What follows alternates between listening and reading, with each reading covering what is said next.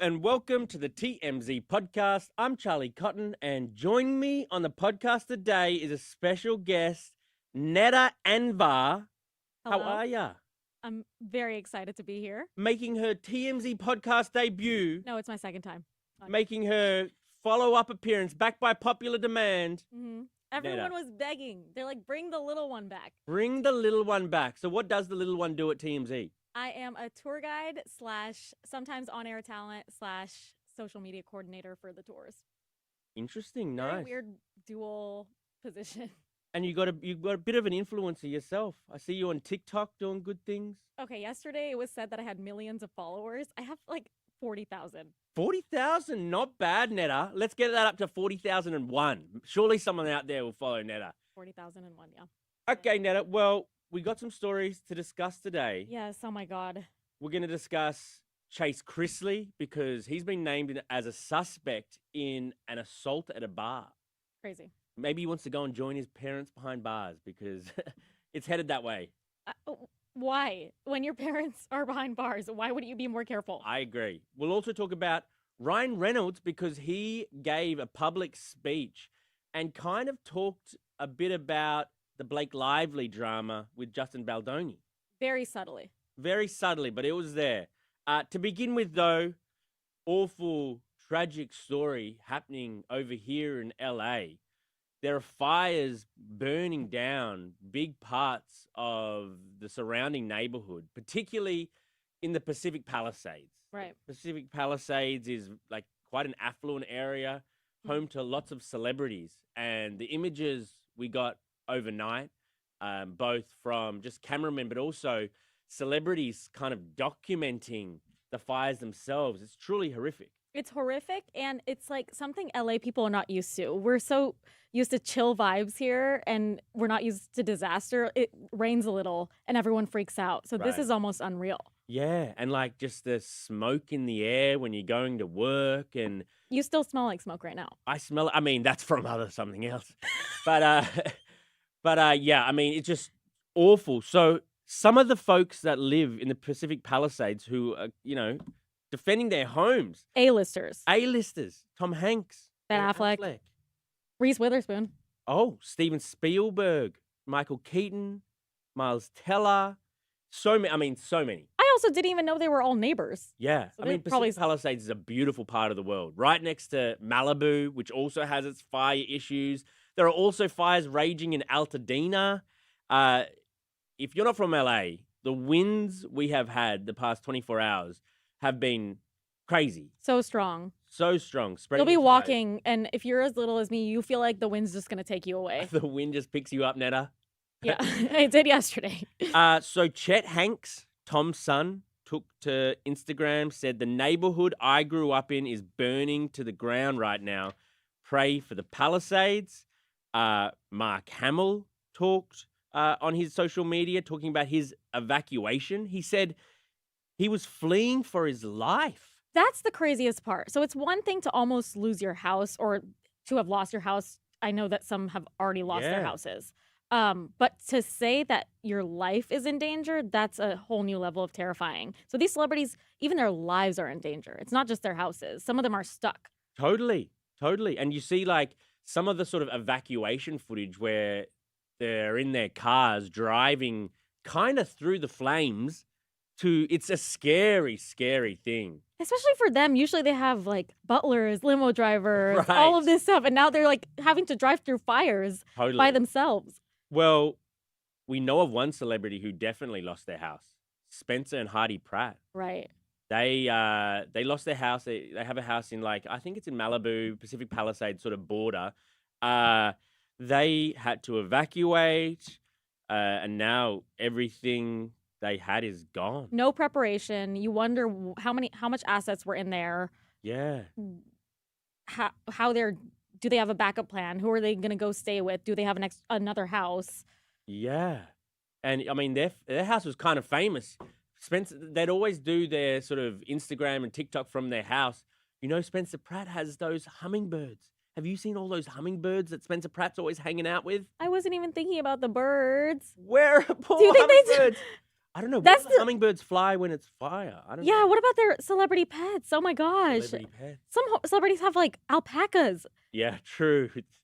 True. Pray for the alpacas. No, seriously. But very interesting story though developing out of the fires was that Ben Affleck evacuated his home and went over to Jennifer Garner's house.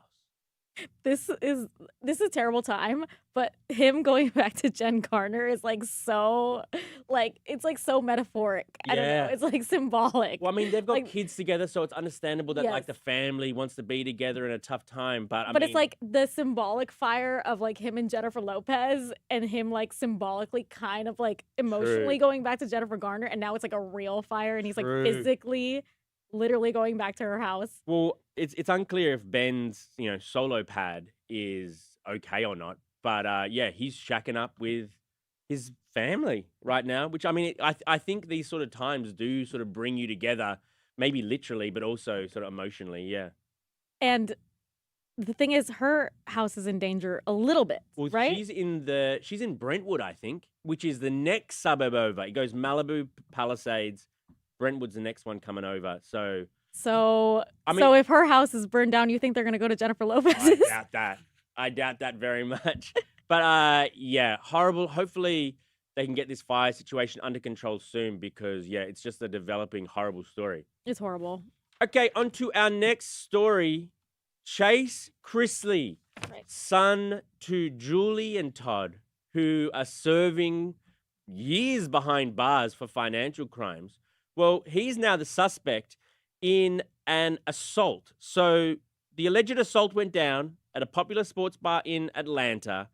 Cops had to be called because allegedly Chase Chrisley got super drunk. Mhm. And when the owner of the bar told him to knock it off, then he told him to leave because Chase wouldn't knock it off. Right. Allegedly, Chase slapped the general manager of the bar twice in the face. Twice? Okay. 2 slaps. There were no injuries or anything like that, but the cops had to be called. And now, like, Chase might join his parents. Probably not for that long, but because it was 2 slaps. But I mean, that's an assault. That's an assault. Okay, brother. but we've seen these. Is it like a Beverly Hills, Real Housewives of Beverly Hills type slap, or what kind of slap was it? A double slap is. It wasn't a punch, at least. It wasn't a punch. Slap is very. Don't you think a slap is very Chrisley of him to do? Yeah, Like, it's very. Yeah. It wasn't a full-on punch. It was just a simple slap. Something his dad would do. It's something his dad might do. But yeah, it's just obviously this family's already going through it. There's lots of kids, and for one of the brothers to be getting in legal trouble now amidst his parents are going to be away for the next 5 years plus, both of them. Not good.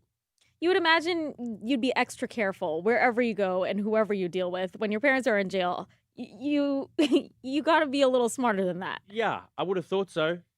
And then there's the whole thing of celebrities and them thinking that they have some kind of higher stance than people and not listening to authority ever. We just saw the Real Housewives of New Jersey woman at Jersey Mike's refusing to be a normal person. That was hilarious. Yeah, the Jersey Mike's Karen.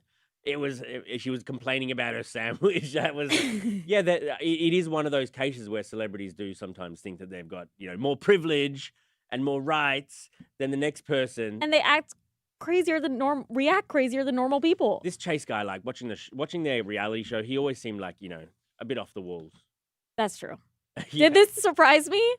No, Not really. Not really. But am I disappointed in him? Yes. I love a good Chrisley story, though. I'm glad the Chrisleys are back in the news. I always like talking about them. That's true. I do wonder if his parents are disappointed or like, good job, son. Holding up the reality TV for. True. Okay, on to our final story.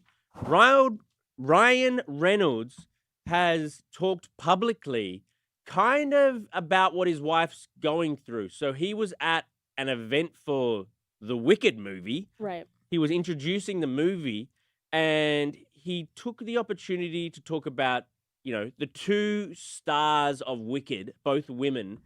And so that was his springboard to talk about women in the workplace and how they need to be taken more seriously. This was this seemed very calculated. Oh, yeah. Maybe not in a bad way, but he knew this was his one chance to make a statement without making a statement to Baldoni. True. Let's have a listen to some of what he had to say. Stories about women seem to be held to a different set of standards, and that is to say that they're often held to the standards women are held to in life. You must be perfect, you must hide your strength, you must shapeshift or placate. But Donna Langley and Universal, they know where and with whom to place their trust, and it paid off in this film. So, Neda, you're a woman. Yes. Yes. What do you think about what Ryan has to say? Like, he's defending his wife. Great. But what do you have to think about what he has to say, like, almost in general about how, a woman in the workplace might be held to a higher standard? I mean, everything he's saying is true, and I like him continuing this narrative, and it's a narrative that's huge in Hollywood right now. And then a part of me is like, how much of this is for the statement, and how much of this is like petty and for Blake and for the lawsuits, and like, was this for Blake or was this for woman? Yeah, I don't know, but I like what he said. It was for Blake because he didn't say it a different time, or maybe he has said something like this in the past, and it's just news now because it's news now. Yeah, but, now all of a sudden he's a feminist hero, right? I just think, Blake is obviously, from all reports, just a strong-willed woman who butted heads with, this Justin Baldoni, who strikes me and is talked about like as a bit of like a hippy-dippy, off the walls, a bit eccentric, doesn't know where the line is, maybe. Sounds like you. That does sound like me, actually. Dashingly handsome. I think you know where the line is. Yeah. No, I think. But I Dashingly handsome. I think maybe Blake probably tried to sort of push her agenda as much as she could for this movie, whatever she felt was the right thing to do in this movie. And that did not go over well. And I think that was kind of the problem here, is that Blake was, felt like she was like the boss bitch on set. And she is, to some respect. But Justin Baldoni also felt the same.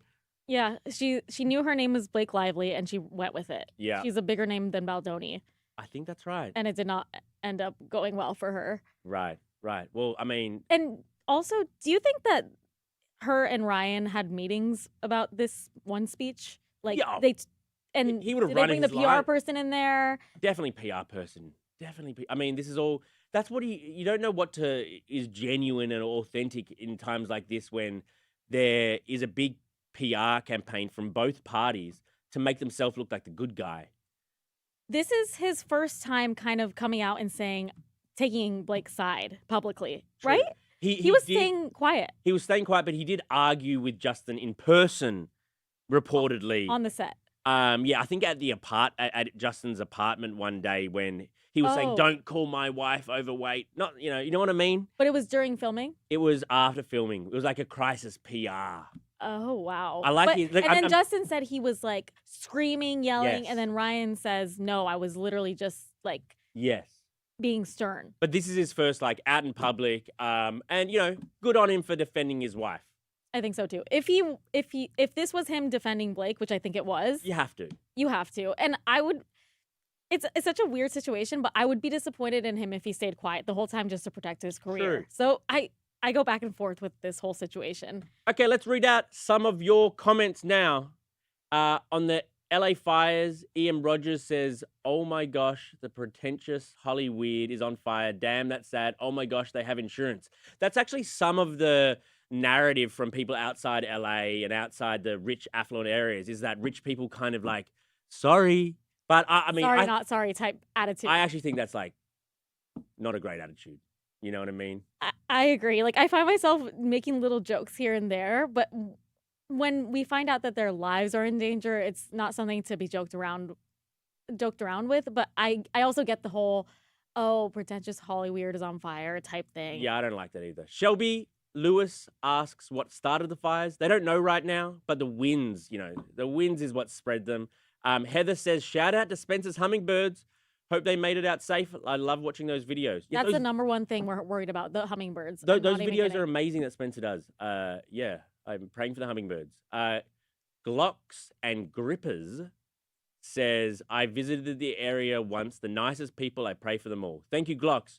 On Chase Chrisley, Justin Harris says, we should ask the true expert Will Smith about what qualifies for a slap. Why True. did we not reference that? That was so smart, Justin. The fact that Chris Rock didn't sue or have, try to place any charges against Will Smith for that, what a hero. He could have easily sued the guy and won. We all saw it. Yeah, but it saved Chris Rock's career. Yeah, that would have been a bad look. On Ryan Reynolds, Darren says, Ryan can be cancelled and release a new Deadpool movie and all will be forgiven. Yeah, he's got a lot of goodwill, Ryan Reynolds. That's true. That is so true. Everyone forgets about everything. I know, everybody moves on from everything. He's going to be fine. Everyone's going to be fine if you give us like a good song or a good movie or just something we like next and we'll forget everything. I mean, look at Kanye. Look at Ariana Grande. I mean, Kanye isn't better. What did Ariana Grande do wrong? Well, Ariana Grande, everyone hated her after Ethan Slater. Like when news was coming out that she is now with Ethan Slater, True. who has left his wife. Now everyone's like, oh, Ariana's so cute and frail and a fairy. I think that could be used to describe you, actually. I'm not frail. I actually think that just the chorus of Ariana Grande supporters is louder right now because it's her moment. But once she has a misstep again, us trolls will come out and we will slam her again, probably unfairly. Watch out, Ariana. And finally, on miscellaneous comments, MM says, Charlie Cotton, you are the magic in this podcast. You do so well alongside any co-host. I didn't know me and you were allowed to leave comments. Oh, yeah. Do you think I just left that quickly while we were doing the podcast? Thank you, MM. MM is actually one of our biggest listeners, most frequent commenters. Stands for Mystery Man. Mystery No, it's Charlie Ma'am. Cotton. Could be No, Mystery just Ma'am. just kidding. Thank you, MM. Okay. Well, thank you very much for joining me, Neda. That was great. Neda like feta, right? Yeah, rhymes with Feta also goes by Neda World Peace because they used to play Neda World- basketball and had anger issues on the court. Oh, you had anger issues on the court too? Yeah. I can see that, like short but feisty. Exactly. Okay, thank you for joining us, guys, and we'll see you here tomorrow.